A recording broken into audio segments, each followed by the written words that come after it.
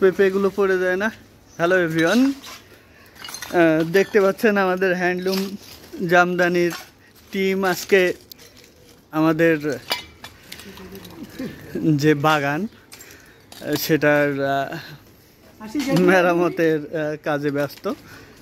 গতদিন একটা ভিডিও দেওয়া হয়েছিল যেটা আমাদের ছাদ বাগান দেখিয়েছিলাম, আমাদের নিচের বাগানটা দেখানো হয়নি। বলেছিলাম যে নিচের বাগানে কি কি গাছ আছে, সবজি গাছ আছে, সেগুলো দেখাবো। তার আগেই ঘূর্ণিঝড় রিমেল প্রভাব বিস্তার করেছে, এখানে আঘাত এনেছে আমাদের বাগানে। তার মধ্যে একটা গাছ, আমরা একটা পেঁপে গাছ সোজা করছি।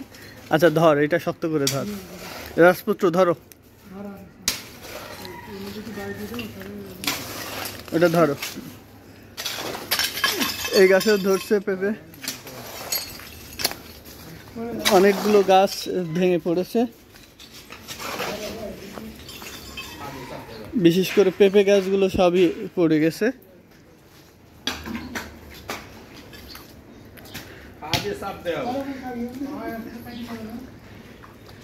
প্রত্যেকটা গাছেই অনেকগুলা করে পেঁপে ধরেছে।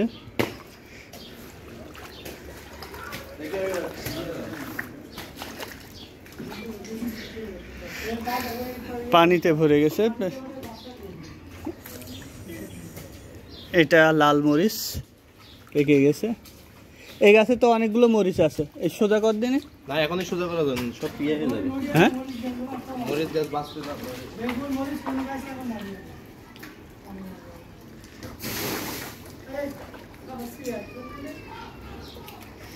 এই পেঁপেটা অনেক বড় হয়েছে, দুইটা পেঁপে। ওটার ওই যে মাথা বেঁকা হয়ে গিয়েছে।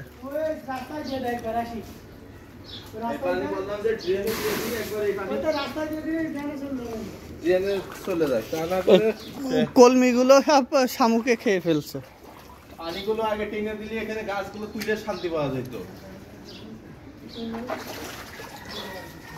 বেগুন গাছগুলো সব পড়ে গেছে, পানিতে ডুবে গিয়েছে, অনেক পানি, প্রায় হাঁটু পানি হয়ে গেছে এখানে আমাদের ক্ষেতে। যেহেতু বাউন্ডারি করা চারিপাশে, পানি নিষ্কাশনের ব্যবস্থা খুব বেশি নাই, যার জন্য পানি এত জমেছে। আর যেহেতু পুরো একদিনের বেশি এবং এক রাতের বেশি পানি হয়েছে, দ্যাট মিনস 2 দিন বৃষ্টি হয়েছে, এই জন্যই এরকম পুরোটাই ভরে গেছে। এই গাছে তো অনেকগুলো মরিচ, এই যে একটা পেকেছে, এই গোলমরিচ।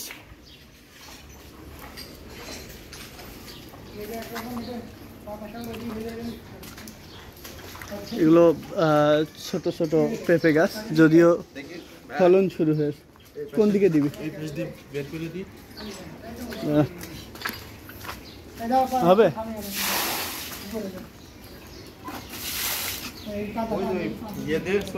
পানি আমরা কিছুটা মানে বালতিতে করে ফেলার চেষ্টা করছি, যেহেতু অনেক পানি।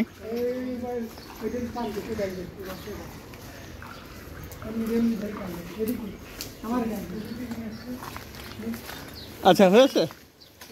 এর হচ্ছে কি করছি, ওটা বালি আছে মনে হয়, বালি গুঁড়ায় দিয়ে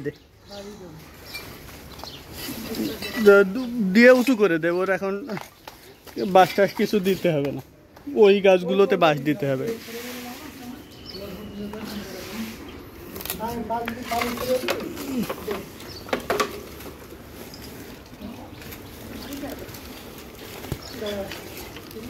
রাজপুত, এটা সোজা করো তো। এই হোমিওপ্যাথিক মেডিসিন কারে? হ্যাঁ,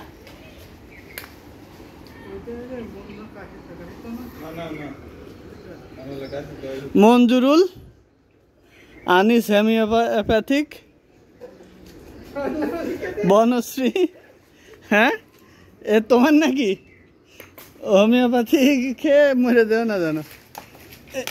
এই গাছটা কবে ভাঙা? তো তো এখনো মরিনি।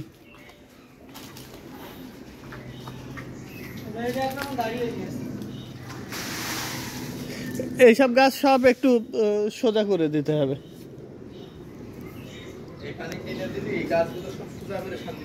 এমন না, এটা হচ্ছে গোড়াটা একটু পাড়িয়ে দাও, দিয়ে কোদাল নিয়ে কোদাল মাটি দিয়ে দাও। এটাও বেকার হয়েছে।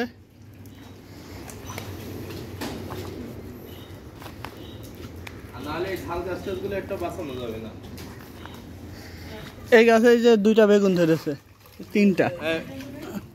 ধরো তো, হ্যাঁ ওইগুলো সোজা করিস না, এখনই সব মরে যাবে। ধরো ওখানে, এখানে ধরো, এই গাছ এখানে সব পাড়াও না, স্যান্ডেল পায়ে দাও। এখানে ফেলো। অপরাজিতা গাছের ফুল ধরছে প্রচুর, ওই সাইডে আরো আছে। এখানে যতগুলো নিচে ছোট ছোট গাছ দেখা যাচ্ছে সবগুলা অপরাজিতা ফুল গাছ রয়েছে বলো। আচ্ছা, এই গাছগুলো ছোট ছোট গাছগুলো পারিও না। হচ্ছে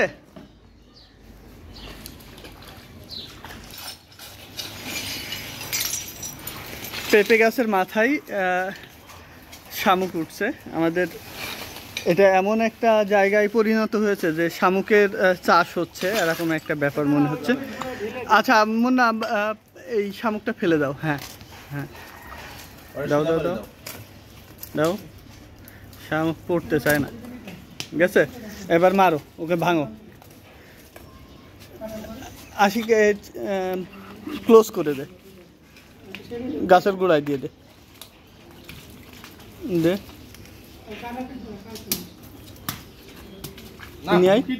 থাক থাক, আর ভাঙা লাগবে না।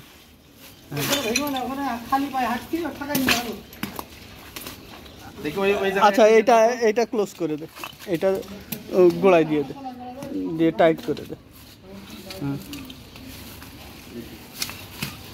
এবার মুন্না, এই 2টা গাছের গোড়ায় মাটি দাও। ইতিমধ্যে আমাদের 4-5টা গাছ সোজা হয়ে গেছে, পেঁপে গাছ।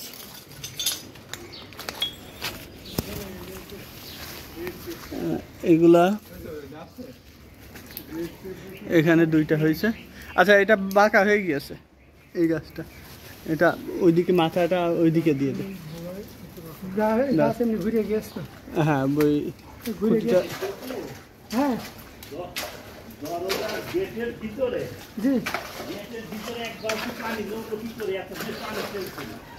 কোন জায়গায়? হ্যাঁ,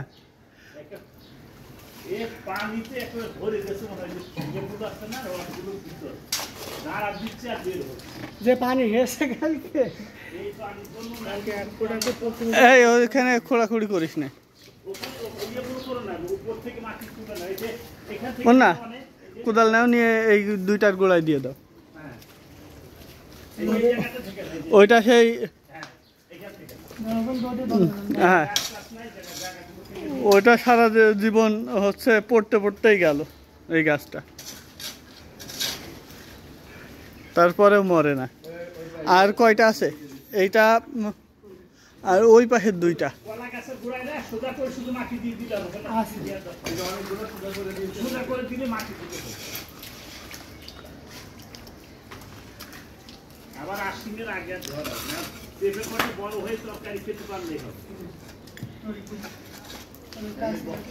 গতদিন ভিডিওতে ছাদ বাগান দেখিয়েছি, আমাদের এই বাগান দেখানোর কথা ছিল, কিন্তু তার আগেই ঘূর্ণিঝড়ে সব তছনছ হয়ে গেল। তার মধ্যেও একটু আশার বাণী হচ্ছে, আমরা এগুলো মোটামুটি ঠিক সোজা করে দিতে পারছি। মরে আর বাঁচে সেটা পরের কথা। এই ছোট ছোট গাছগুলোতে আশার বাণী দিচ্ছে, এগুলোতে ধরছে, পেঁপে ধরছে, কিন্তু অন্যান্য গাছগুলো যেগুলো মরিচ গাছ, বেগুন গাছ বা ঝিঙে, করলা, এসব গাছগুলো অনেক ক্ষতিগ্রস্ত হয়েছে। এগুলো দেখা যাক শেষ পর্যন্ত ঠিকঠাক করা যায় কিনা। সজনে গাছটার অবস্থাও খুব বেশি ভালো না। আচ্ছা দিচ্ছি আগে এগুলো কলা গাছ একটা পড়ে গেছে, প্রচুর পানি। তো এ পর্যন্তই আজকের